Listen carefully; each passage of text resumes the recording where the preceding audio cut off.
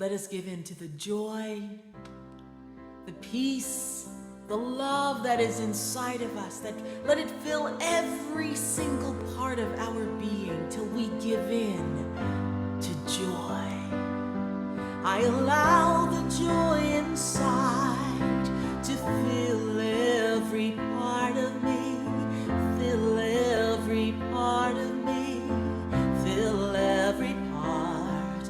I allow the joy inside to fill every part of me, fill every part of me, till I give in to joy,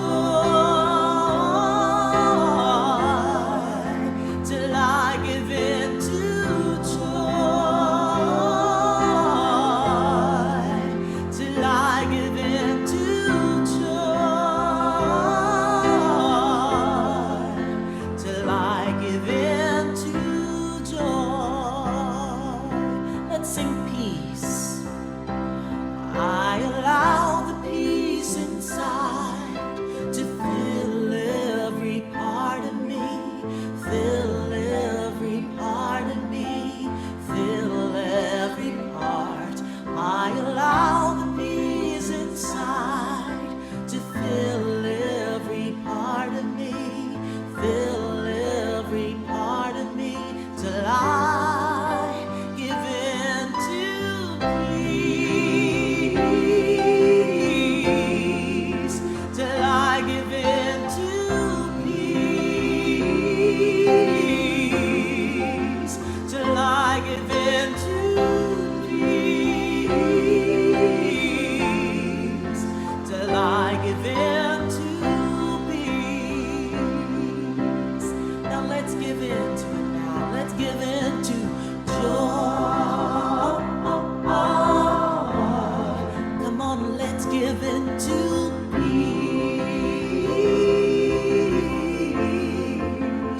Let's give in to love.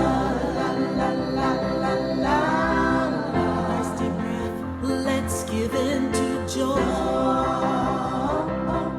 Breathe with me. Let's give in to peace. Let's give in to love.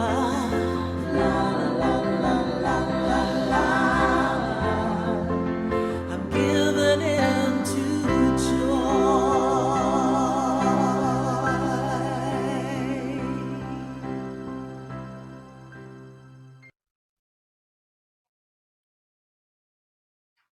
Friends, I invite you to take a breath and maybe close your eyes if that's comfortable.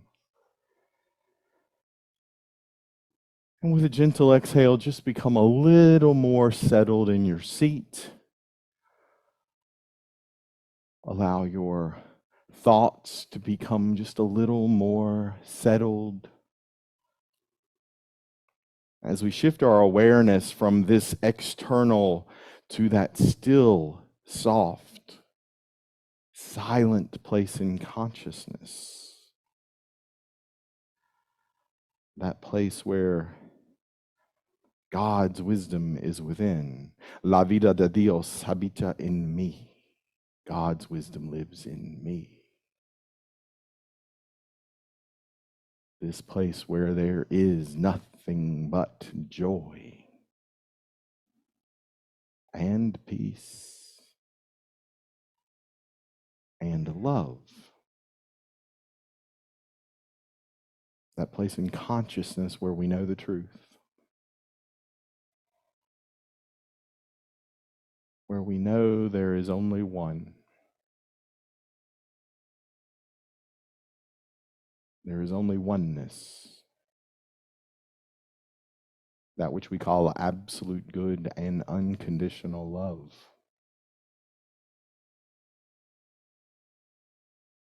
And so in the stillness and in the silence, we pause to know the truth, to know oneness, to be filled with joy, to be filled with peace, to be filled with love.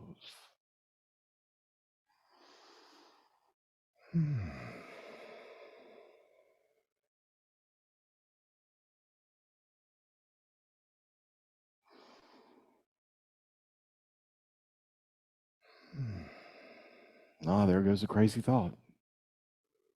So I bring it back to joy, to peace, to love. And each time a thought begins to run away from this stillness and this silence, from this knowingness, we simply exhale, bring it back to the truth, to the quiet, to be filled with wisdom and joy and peace.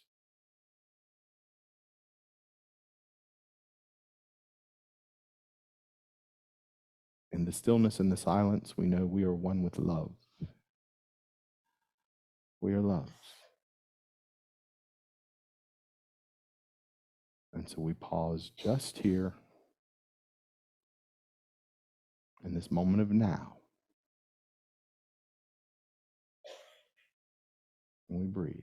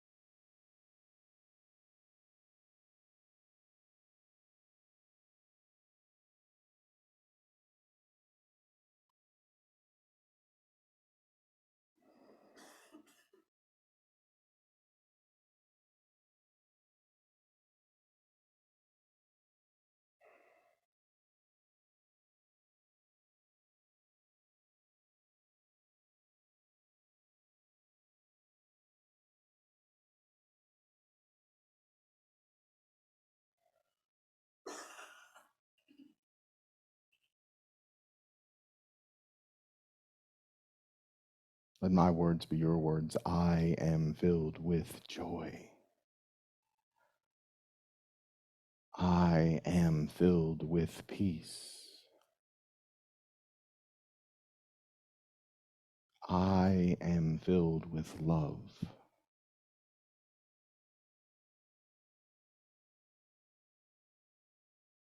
The truth of who we are, the consciousness that is the Christ expressing at the point of us, is joy and peace and love.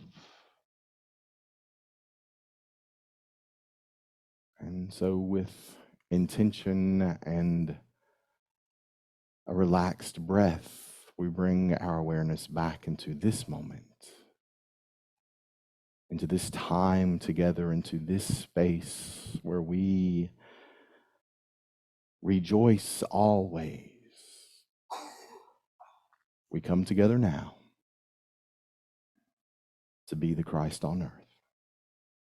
And so it is, and so we let it be.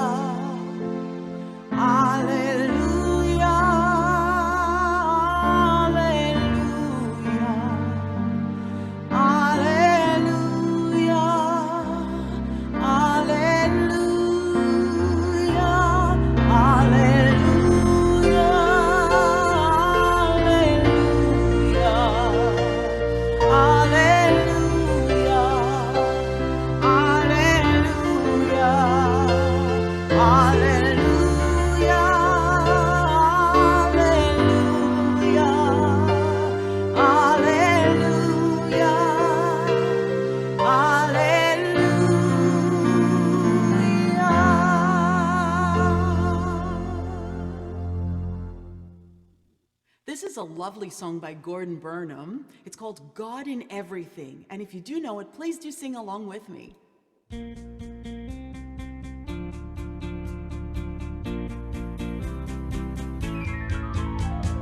Everywhere I look, I see God in everything. Deep inside and all around me, God in everything. I can feel it in my beating heart, God in everything. It's in every breath of life I take, God in everything. Everywhere I look, I see God in everything. Deep inside and all around me, God in everything. It's in every stranger space I see, God in everything. Brothers, sisters, family are we, God in everything. Everywhere I look, I see God in everything. Deep inside and all around me, God in everything. Mountain, valley, lake and stream, God in everything.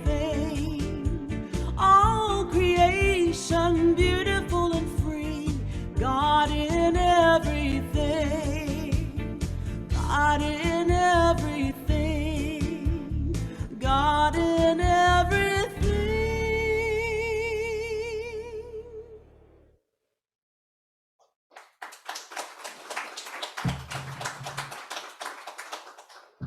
God in everything.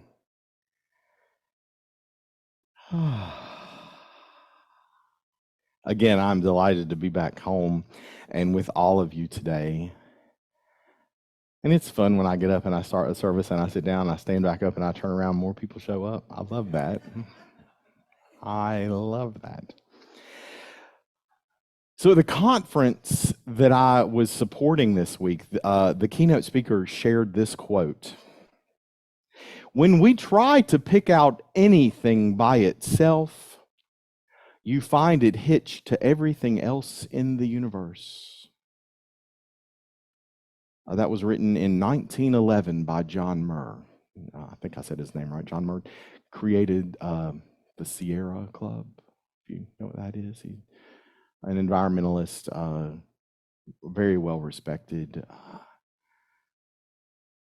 And everything is hitched to everything else in this universe. My trip to Massachusetts a couple weeks ago got hitched to my trip to Oregon because while I was in Massachusetts, I went to Walden Pond. I told you all about that. And so I got to wander around and see where Henry David Thoreau built his cabin. Everything is connected to everything else.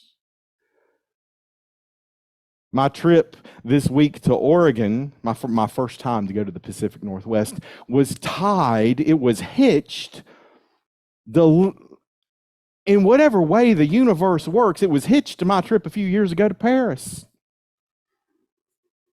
It's hitched to now how on earth is that possible, Todd? I see the looks on your face. Thanks for asking. Because, now you can watch pretty much whatever movie you want to watch on the airlines. If you haven't been anywhere recently, now on the airlines, you get to pick the movie. Back when I went to Paris, which has been about 10 years ago now, when you were flying from the United States across the Atlantic Ocean to Europe, they played a certain movie, and everyone on the airplane had to watch that movie. And that's when I got to watch the movie August Rush. It's a wonderful movie. It's one of those big movie critics says it's such like a sentimental, sappy thing, and that's what it's supposed to be. it moved me because it's this little kid who's like a musical genius. His birth parents think that he died at birth because the woman who gave birth, her father, she was underage, and he signed the baby away for adoption. But the baby ended up in an orphanage. I'm adopted, and so this moved me. And this little kid becomes a musical prodigy, and he wants to find his parents, and it's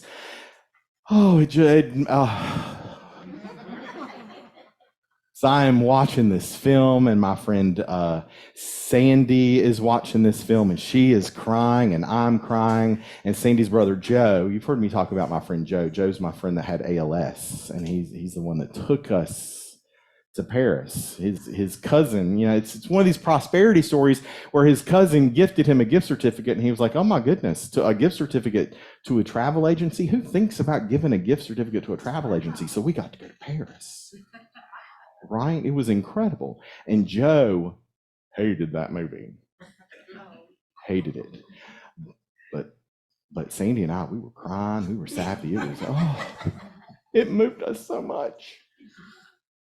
And then we got to Paris, and we wandered around Paris, and I know just enough French to say, "Je voudrais un autre coca-light, s'il vous plaît," which means I need another Diet Coke, please. And pardon, où est le livre? Where's the bathroom? So I could find the bathroom, and I could get a Diet Coke. Those were important things. The other thing I can say is le stylo est sur la table. That means the pen is on the table. It's about all I remember from French class.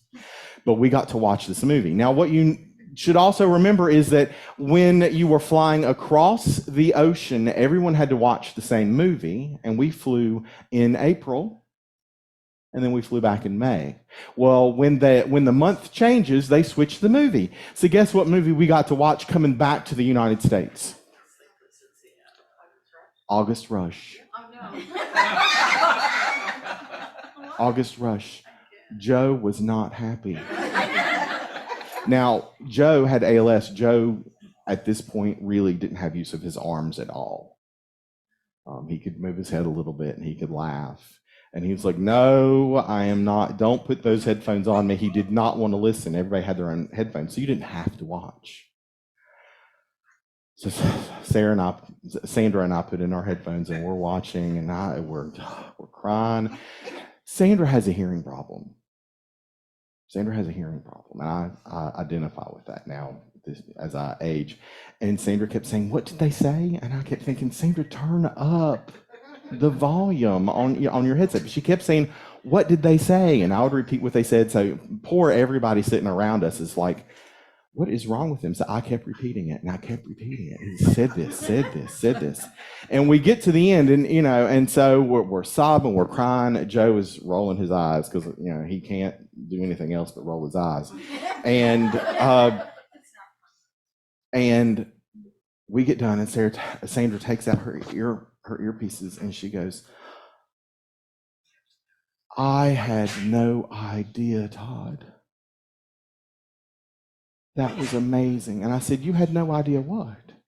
"That you were so fluent in French. I mean, I heard you speaking French while we were in Paris, but I had no idea you could understand like that."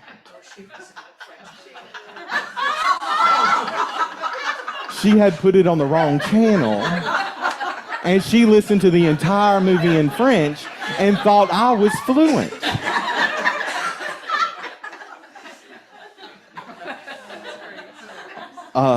And I said, "Sandra, put your headphones back on." Why? And I said, "Just put your headphones back on." And she did, and I reached over and I changed the channel, and it changed the language to English. And she went, "Oh!" And I looked at Joe, who rolled his eyes and said, "I told you, my sister is so pretty."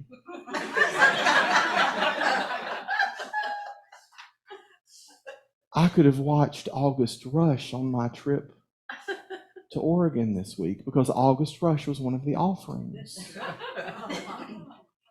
Everything is connected to everything else.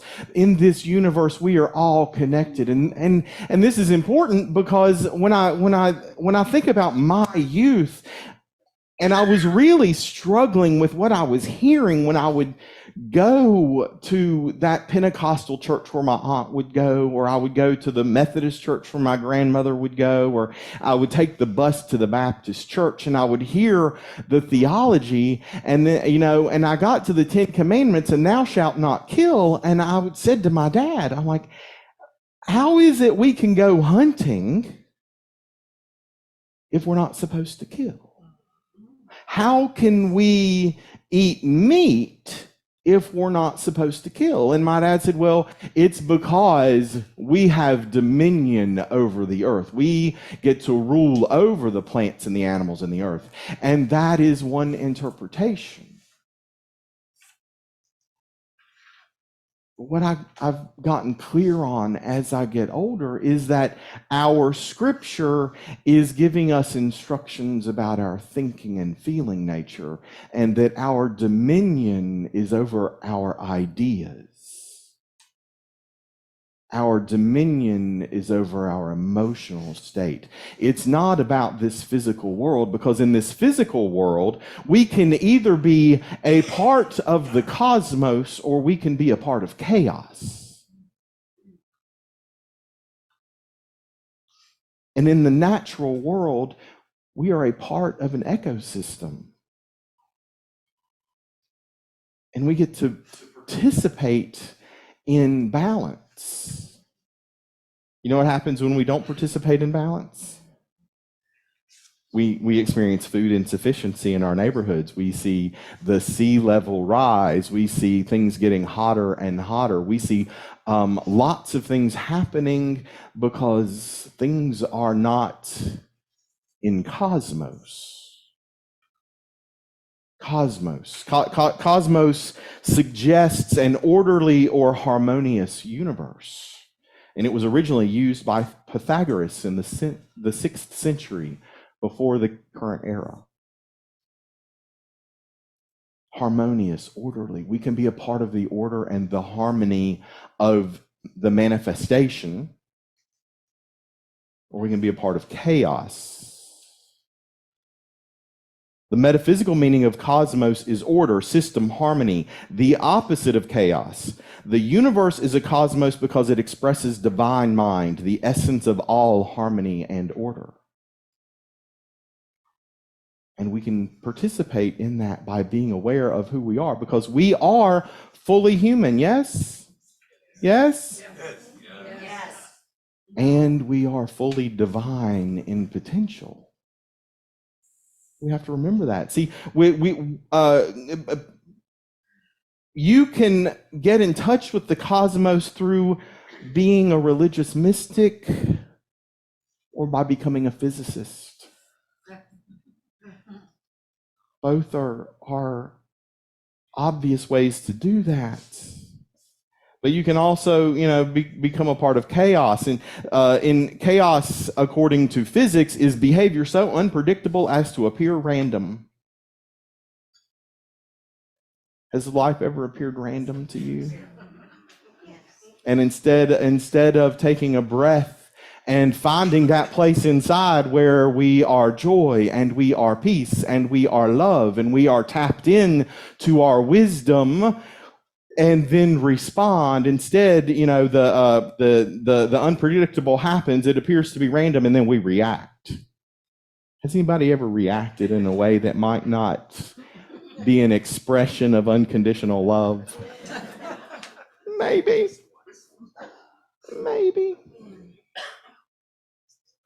I had an expression like that. I reacted on Friday afternoon. I realized that my connecting flight in Denver was not going to I wasn't going to land in time to make my connection to come home, and I wanted to be home. I was ready to be home. So I reacted, and I jumped off that airplane, and I said, y'all need to send me to San Francisco so I can get home by 7:30 tomorrow morning. It'll be perfect because I will sleep all night long on that airplane, and then I'll be ready to drive. I did not sleep on that airplane. And I had a chicken biscuit and a nap in a Bojangles parking lot before I came home yesterday. Because I reacted. But the universe orders everything. Because divine mind is really in charge. We get free will because we get to say, okay, how am I going to wind up being where I need to be? How am I going to wind up doing what I am called to do, to express who I am supposed to be in this world? And so do you. We have free will to do that, but we can decide, are we going to do that from a cosmos harmonious way, or are we going to be chaotic about it? Sometimes chaos can be fun, can't it? Anybody ever been attached or addicted to the drama in your life? Anybody? Maybe? On occasion? Whew. When we get addicted to that drama, when we get addicted to the chaos, we end up not being able to receive our good and to live from that place of unconditional love. That's who we really are. And it can be seductive. Like we can get into this attachment to discord, an attachment to disorder, an attachment to confusion when we get overly attached to the physical world.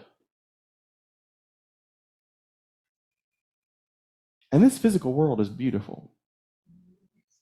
We can find beauty all over this physical world, but we need to live as a part of this world, not as the rulers over it, right? Dominion means we understand the power that we have and we wield that responsibly. Most of us have a lot of power, don't we? We have dominion over so much in this physical world. But to truly and beautifully and wonderfully experience this physical world, we need to have dominion over our thinking, right? The birds of the air, these beautiful heavenly ideals. Over the fish, the ideas that multiply and bring about our good. But so often we get tied up into, I'm going to have dominion over the cattle. The cattle is our physical strength. This physical manifestation, our physical strength, this idea that we're going to force things to be the way we want them to be. I know y'all don't do that, and you put up with me when I do.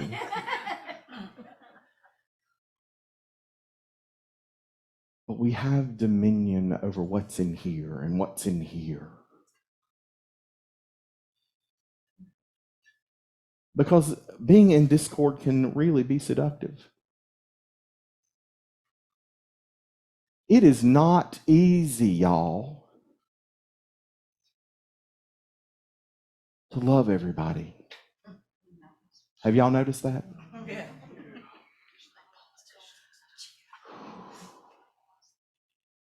Thank goodness we have people like each other that make it easy to love one another, so that when we run into those people that aren't easy to love, we've had some practice on loving people. Because that's simply all we've been asked to do. Emily Cady wrote this in Lessons in Truth. God is the name we give to that unchangeable, inexorable principle at the source of all existence. God is unchangeable. There's only one presence at the level of spirit, one power, unconditional love. That is God. That is unchangeable. And our free will invites us to be an expression of that. And then anybody ever prayed for God to change its mind, his mind, her mind? Prayers for us to change. Let us see the truth. Let us be the wisdom. Let me be filled with joy and peace and love right now. Let me know the truth. Let me recognize the Christ of everyone I see. Let me recognize my responsibilities in this physical manifest world so that this physical manifest world does not face destruction, disaster, so that each individualized expression of the Christ knows who they are and they don't live in fear. See, I know that some of them live in fear because sometimes I live in fear. And so let me know the truth. God doesn't change, we change.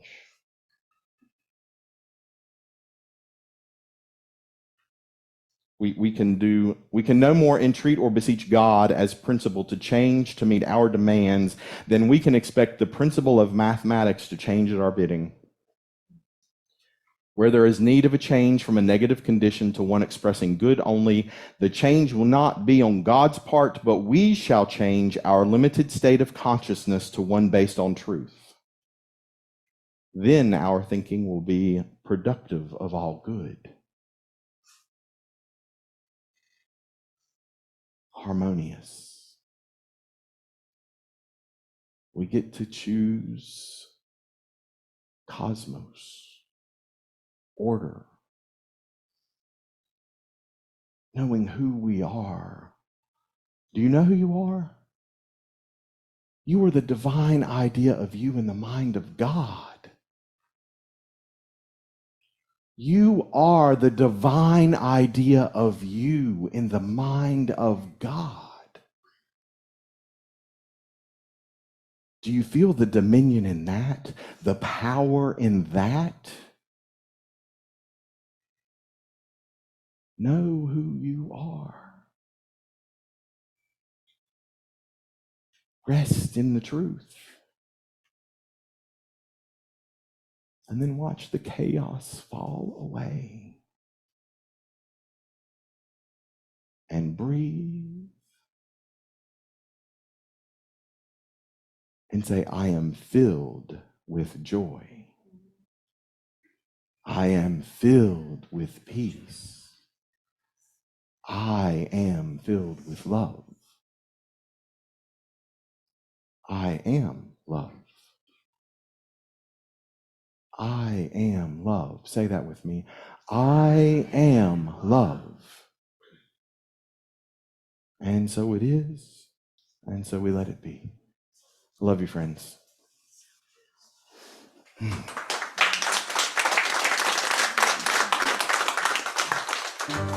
Here's Daniel Nahmod's One Power.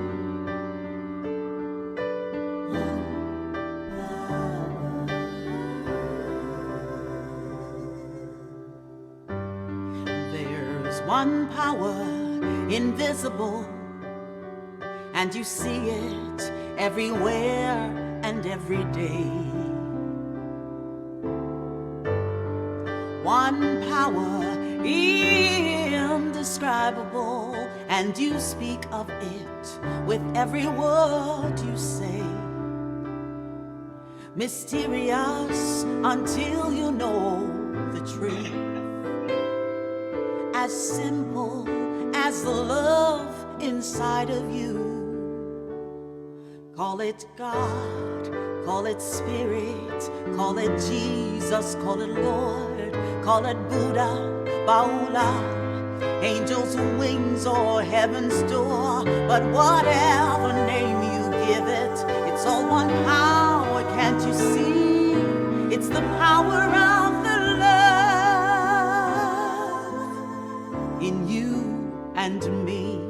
One power, one power, one power.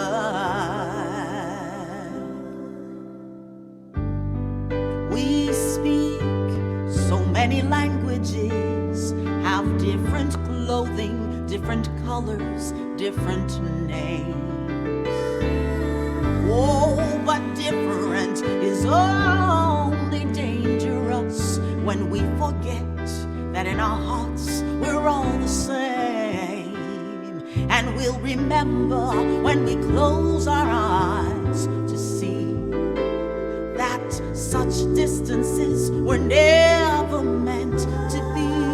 Oh, call it God, call it Spirit, call it Jesus, call it Lord, call it Buddha, Paula, Hashem, or heaven's door. It's Muhammad, it's your mind, it's your soul, and it's your sign. It's the universe, it's music, Mother Earth, or Father Time. But whatever name you give it, it's all one power, can't you see? Whatever name you give it, it's the very air we breathe. It's the power of the love in you and me. One power, oh, one power, one power, oh, one power, one power, one power. It's the moment of creation. It's an everlasting peace. It's the freedom of forgiveness and the sweetness of release.